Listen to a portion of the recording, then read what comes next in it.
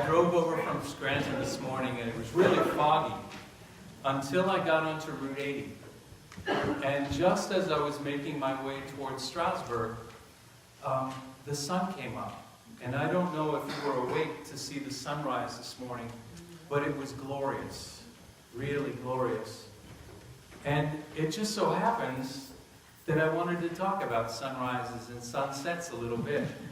I grew up in Williamsport, and I went to the same elementary school that my parents and my grandparents went to.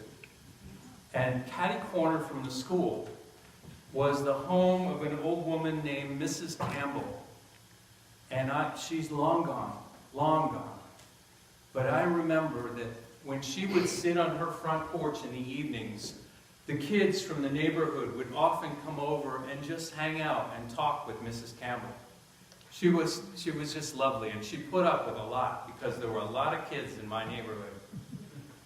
Anyway, one evening, she was sitting there, and we were all there, and she looked up at the sunset, and it was one of those sunsets that looks like the sky is on fire.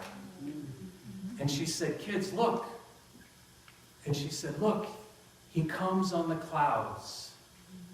She said, "This is what it's going to be like when Jesus returns for us." And of course, being 5- and 6-year-old kids, we were terrified.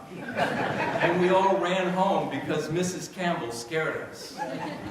But every time this season of the year rolls around, and we hear these readings, and next week we begin Advent, and we hear the stories about the sun and the moon falling from the sky, and the stuff that scares kids. But sometimes it scares adults too. And I was thinking about an interview I heard a couple weeks ago on National Public Radio. And the person was talking about how our ancestors from generations and generations ago looked up at the sun and the moon and the stars and the sunsets, and they saw everything moving across the sky, and they just assumed that we were the center, and everything went around us. And it wasn't until they developed some tools and some information that they suddenly realized we're not the center. We go around all these other things. It just appears that we're the center of the universe. And it just took a couple thousand years for us to gain the perspective that we weren't the center of everything. And I was thinking about what we do here every Sunday. We readjust our perspective because we still aren't the center of the universe.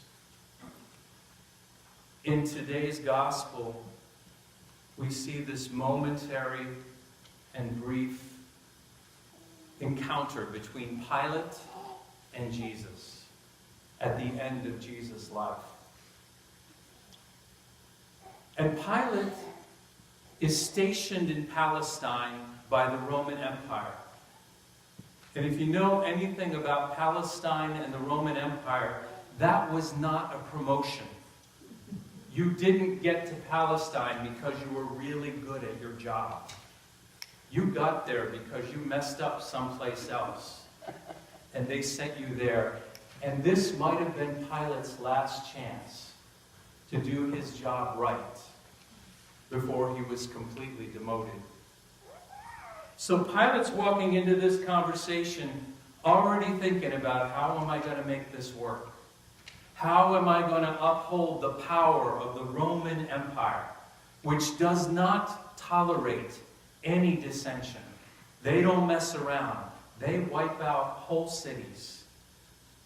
And there's this guy who's just causing trouble for me, Pilate. How do I get this situation back under control? So that's his motivation in all of this.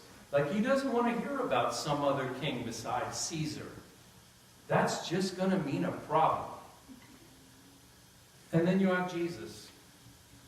Jesus, who walks into this conversation simply trying to be true to God. Jesus, who has spent his whole ministry gathering people, gathering the folks who were forgotten by anybody with power, and gathering the people who had been abused by his religion.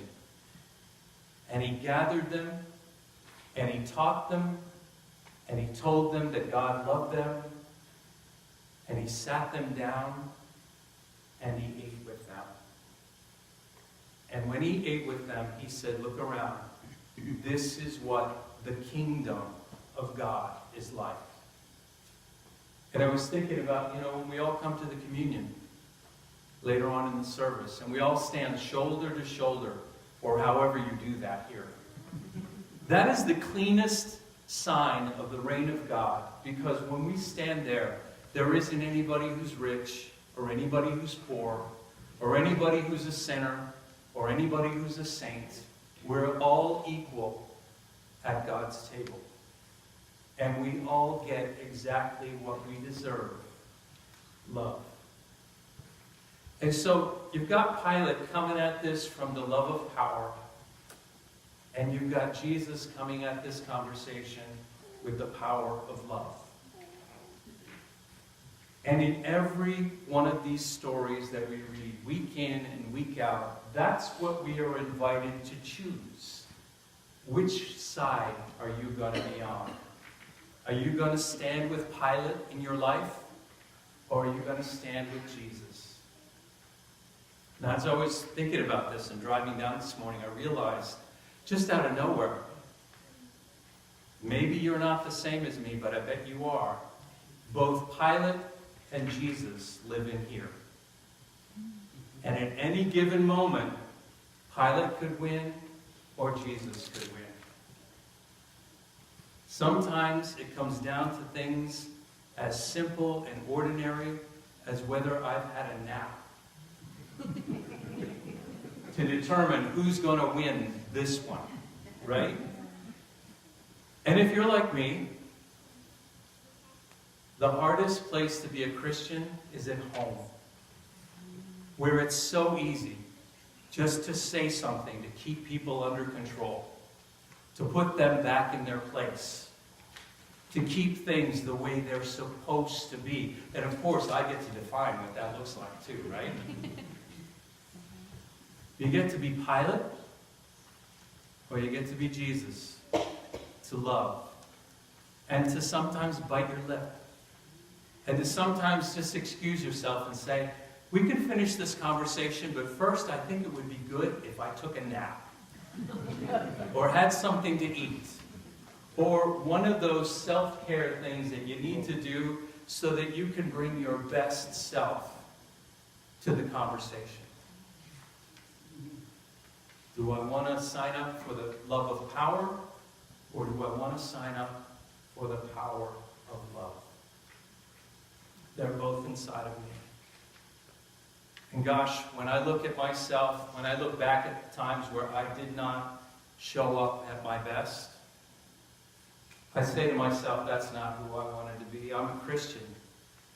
I want to lean into Jesus. I want to lean into the one who's really a king. It's not about power. It's not about control. It's not about money. It's not about anything but love. And that's why we're here. To recharge our batteries for the week ahead. So that we can lean into that. So if you would, at some point during this service, first of all, I ask you, say a little prayer for Mrs. Campbell, who scared the heck out of me.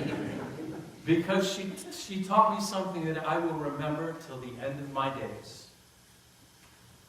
She blessed me in that way. And the next time that you're around and you look up and you see a sunrise or a sunset that is just on fire with glory, remember that when we were lost and we could not find our way, our God came looking for us. And our God will do that again on the last day. So don't be afraid. Love is coming to look for us. May we have the courage and the strength and the wisdom and the faith to choose love over and over again until that day when he comes back. Amen.